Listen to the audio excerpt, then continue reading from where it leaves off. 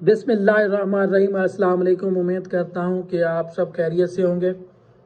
کیوٹس lotion کے حوالے سے آج ریویو کرنے جا رہے ہیں۔ کیوٹس کا لوشن کیا ہے اور کن کن تکالیف میں اس کا استعمال کیا جاتا ہے، اس کا صحیح طریقہ استعمال کیا ہے، کون لوگ اس کو استعمال کر سکتے ہیں اور کون لوگ اس کو استعمال نہیں کر سکتے، اور آخر اس کے اندر کیا موجود ہوتا ہے جس کی وجہ سے یہ بہت زیادہ پاپولر اور بہت سے ڈاکٹر حضرات اس کو ریکمنڈ کرتے ہیں۔ خاص کر بہت سے لوگ اس کو سیلف میڈیکیشن کے طور پر بھی استعمال کرتے ہیں۔ جو لوگ اس کو سیلف میڈیکیشن کے طور پر استعمال کرتے ہیں، خود کار کے طور پر استعمال کرتے ہیں، ان کے لیے کیا فائدہ مند ہے اور کیا نقصانات دیتا ہے، آئیے تو جانتے ہیں کیوٹس کے حوالے سے بہترین اور مستند معلومات صرف اس ویڈیو کے اندر۔ اس سے پہلے تمام عزیز دوستوں سے، تمام عزیز ماؤں بہنوں سے گزارش ہے، اگر آپ چینل پر نئے ہیں تو چینل کو سبسکرائب ضرور کریں، بیل آئیکن کو پریس کریں تاکہ آنے والی نیو ویڈیو کا نوٹیفیکیشن آپ کو بآسانی مل سکے۔ کیوٹس ایک برانڈ کا نام ہے جس کو ٹیبروز فارماسیوٹیکل کمپنی بناتی ہے۔ کیوٹس کا لوشن 20 ml یہ لوشن موجود ہوتا ہے۔ اس کی اگر قیمت کی بات کریں تو یہ 330 روپے کا پاکستانی مارکیٹ میں بآسانی اویلیبل ہے۔ یہ ہر میڈیکل سٹور سے بآسانی مل جاتا ہے۔ یہ ایک ریکمنڈڈ میڈیسن ہے، لیکن آج کل دیکھو دیکھی بہت سے لوگ اس کو واٹس ایپ کر دیتے ہیں، جی فلاں میرے کزن کو یہ مسئلہ ہوا تھا تو اس نے یہ دوائی استعمال کی تھی۔ اس کی بڑی وجہ یہی ہے، اسی وجہ سے یہ بہت زیادہ سیلف میڈیکیشن کے طور پر بھی استعمال کیا جاتا ہے۔ کیوٹس کے اندر ٹربینافین ہائیڈروکلورائڈ موجود ہوتا ہے۔ ٹربینافین دراصل ایک اینٹی فنگل میڈیسن ہے جو فنگس انفیکشن کو ٹریٹ کرنے کے لیے استعمال کرائی جاتی ہے۔ فنگل انفیکشن آج کل ہمارے ایریے میں بہت زیادہ ہے۔ فنگل انفیکشن آپ کو سر سے لے کر پاؤں تک کے باڈی کی کسی نہ کسی حصے کو متاثر کر سکتا ہے۔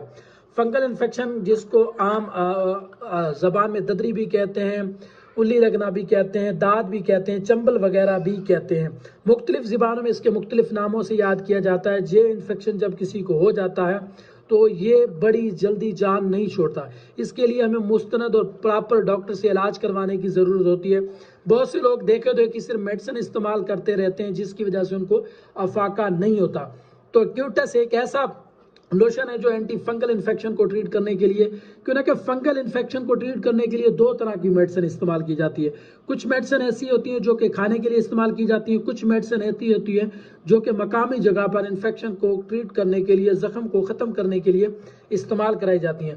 فنگل انفیکشن ایک ایسا انفیکشن ہے جب بھی آپ کی باڈی کے اوپر ہوتا ہے تو آپ کو گولڈ سرکل نما دائرے بنتے ہیں، اور یہ دائرے سٹارٹ میں لال ہوتے ہیں، پھر آہستہ آہستہ بلیک ہونا سٹارٹ ہو جاتے ہیں، اور ان کے اندر اتنی خارش ہوتی ہے کہ خارش کر کر کے مریض بلڈ نکال دیتا ہے لیکن اس کو آرام نہیں آتا۔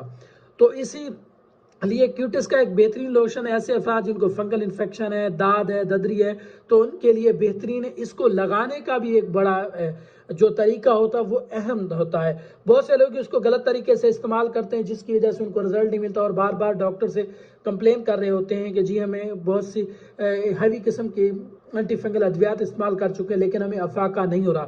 تو یہ ان لوگوں کو افاقہ نہیں ہو رہا ہوتا، یا تو وہ غلط طریقے سے دوائی استعمال کر رہے ہوتے ہیں یا وہ خودکار کے طور پر دوائی استعمال کر رہے ہوتے ہیں۔ دیکھا دو کہ فلاں کزن کو یہ مسئلہ ہوا تو اس نے مجھے واٹس ایپ کر دی تو میں نے استعمال کیا۔ ایسا نہیں کرنا چاہیے۔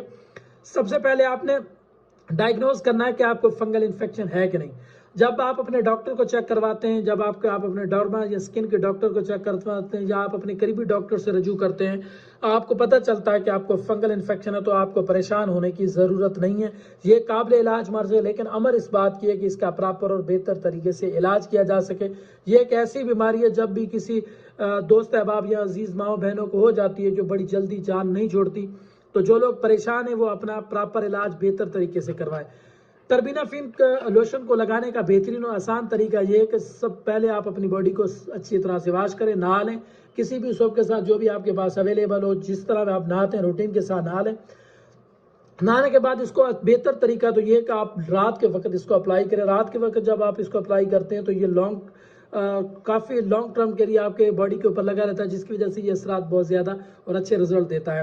صاف کرنے کے بعد متاثرہ حصے پر کوشش کریں کہ متاثرہ حصے سے بھی تھوڑا سا زیادہ لگائیں تاکہ جو سائیڈ ایریا جہاں پہ یہ انفیکشن آہستہ آہستہ بڑھ رہا ہے تو اس کو بھی کنٹرول کریں۔ اس کو لگانے کے لیے بہت سے لوگ 1 سے 2 دن لگاتے ہیں اور اس کو بند کر دیتے ہیں، ایسا نہیں کرنا چاہیے۔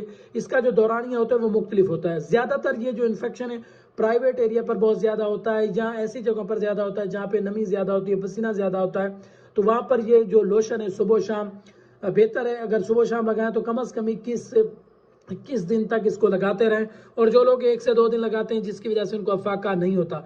इसलिए फंगस इन्फेक्शन को ट्रीट करने के लिए, फंगल इन्फेक्शन को मारने के लिए, ख़त्म करने के लिए इसको आपको कम अज़ कम 21 से 22 या इस तरह, किसी को 14 दिन लगाना पड़ता है, किसी को 7 दिन लगाना पड़ता है और किसी को 21 दिन।